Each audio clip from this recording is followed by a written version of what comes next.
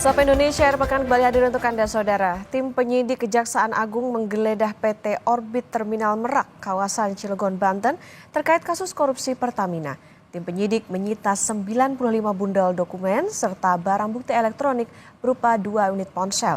Sementara itu, dari kediaman Riza Khalid di kawasan Panglima Polim, penyidik berhasil menyita sebuah DVR CCTV. Kapus Penkum Kejaksaan Agung Harli Siregar bilang tim penyidik masih menganalisis keterkaitan dari sejumlah barang bukti yang berhasil ditemukan dari PT OTM dan kediaman Riza Khalid.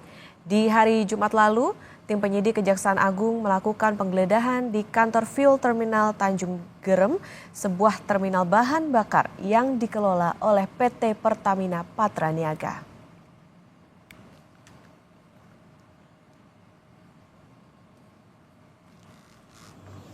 Di daerah Cilegon, ya, tepatnya di PT OTM, penyidik juga berhasil menyita setidaknya 95 bundel berupa dokumen yang terkait dengan berbagai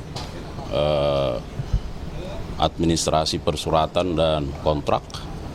Kemudian membawa barang bukti elektronik di salah satu rumah di Jalan Panglima Polim, dan dari sana penyidik membawa dan menyita berupa DVR, ya, serta CCTV.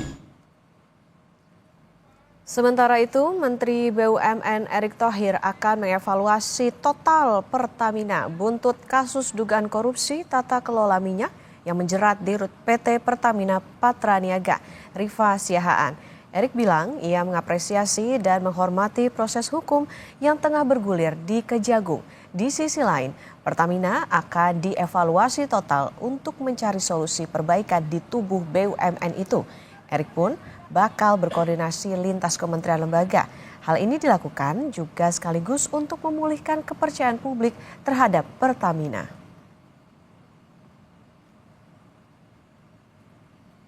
Di Pertamina sendiri tentu kita akan review total. Seperti apa nanti bisa perbaikan-perbaikan yang kita lakukan ke depannya.